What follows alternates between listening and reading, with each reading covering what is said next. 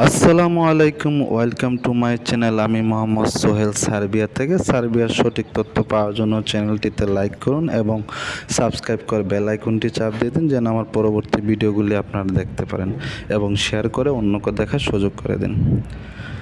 আজকের বিষয় হলো সার্বিয়া কত সালে সেনজেন হতে পারে।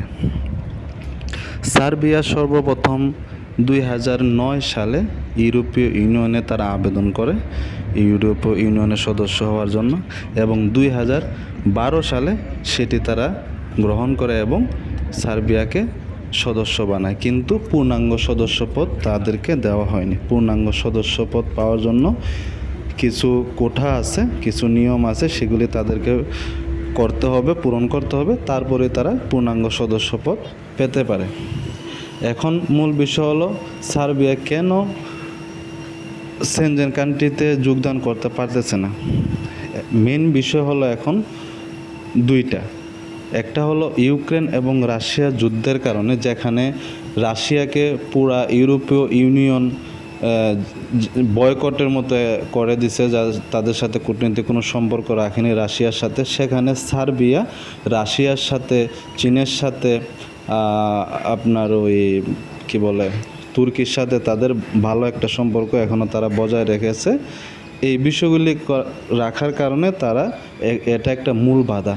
আর আরেকটা বিষয় হলো কসোভো, যেটা সার্বিয়ার একটি রাজ্য ছিল, সেটা 2008 সালে সার্বিয়া থেকে পৃথক হয়ে যায়, এবং সেটা পৃথক হওয়ার জন্য অবশ্য ইউরোপীয় ইউনিয়নরাই সহযোগিতা করেছিল। এখন ইউরোপীয় ইউনিয়নরা কসোভোকে সাপোর্ট করতেছে, কিন্তু সার্বিয়ার সরকার এখনও, সার্বিয়ার সরকার না, শুধু সার্বিয়ার সরকার এবং সার্বিয়ার জনগণ সবাই কসোভোকে তাদের দেশ বলে দাবি করতেছে এখনও।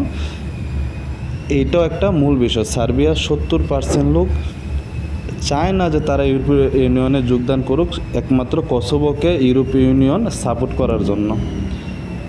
এখন এই দুইটা বিষয় সবচেয়ে মেজর বিষয়। এই দুইটা বিষয়ের জন্য পিছিয়ে আছে সার্বিয়া ইউরোপীয় ইউনিয়নে যোগদানের ক্ষেত্রে। তারপরে অনেক বিশেষজ্ঞদের মতে যে 2025 সালের মধ্যে সার্বিয়া সম্ভবত ইউরোপীয় ইউনিয়নে যোগদান করার জন্য যে কোটাগুলি প্রয়োজন পূরণ করার, সেই কোটাগুলি তারা পূরণ করবে এবং ইউরোপীয় ইউনিয়নে যোগদান করবে। এখন কিন্তু সাধারণ জনগণের, সার্বিয়ার সাধারণ জনগণ এবং সার্বিয়ার রাজনৈতিক সব কিছু বিশ্লেষণা করলে দেখা যায় তারা 25 সালের মধ্যে এগুলি পূরণ করতে পারবে না। বলা যায় না আরও কত, 2 বছর, 4 বছর, 5 বছর লাগতে পারে।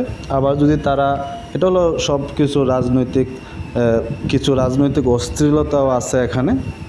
অস্থিরতা থাকার কারণে এগুলি পিছিয়ে যাচ্ছে। এখন বলা যায় না, কিন্তু 25 সালে যে হবে এটার পার্সেন্টেজ খুবই নগণ্য, 10%ও বলা যায় না।